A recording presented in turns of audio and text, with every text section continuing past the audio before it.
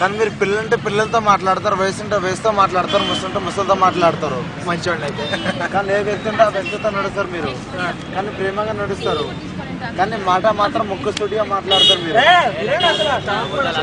కానీ తల్లిదండ్రులు మాత్రం మనసుతో ప్రేమిస్తారని చేతులతో మాత్రం తక్కువ సాయం చేస్తారు. మనసే కావాల్సింది. కానీ మీరు ఇద్దరు భార్యల ముద్దుల మొగడవుతారు సార్. కానీ అత్తగారు సమ్మతినే యోగం అయితే ఉంది మీకు.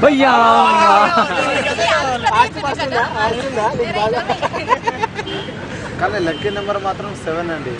7. ఓకే. కానీ మీకు ఫ్రెండ్షిప్ వల్ల మాత్రం లాభం ఉందండి. ఎవరు ఆ ఫ్రెండ్? ఫ్రెండ్స్ వల్ల లాభం ఉందంటే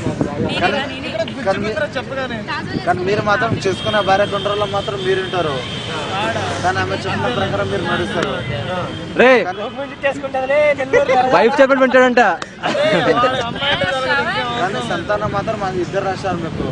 ఫస్ట్ కూతురు, తర్వాత కొడుకు స్థానం అదృష్టం రాశాడు. కానీ ఆయుష్ మాత్రం 83 ఏళ్ళు బతుకుతారు. అన్నెందుకు అన్నేళ్ళు అసలు నా భార్యని హింస పెట్టేదానికి కాకపోతే సగం ఎందుకు పోయి పెళ్లికి ముందు పరిస్థితి చెప్పలేదు. ఉద్యోగం వస్తుందా, పోతాడా, ఉంటాడా? ఉద్యోగంకి వెళ్ళి మాత్రం బిజినెస్ చేసే మారముంది. జాబ్ వల్ల సంపాదించిన ప్రాపర్టీ సొంతంగా బిజినెస్ పెడితే గొప్పగా ఎదుగుతాడు. ఎదుగుతా వల్ల నష్టపోయే యోగం అయితే లేదు. నెల్లూరులో పెడదాం. ఇంకా కమాన్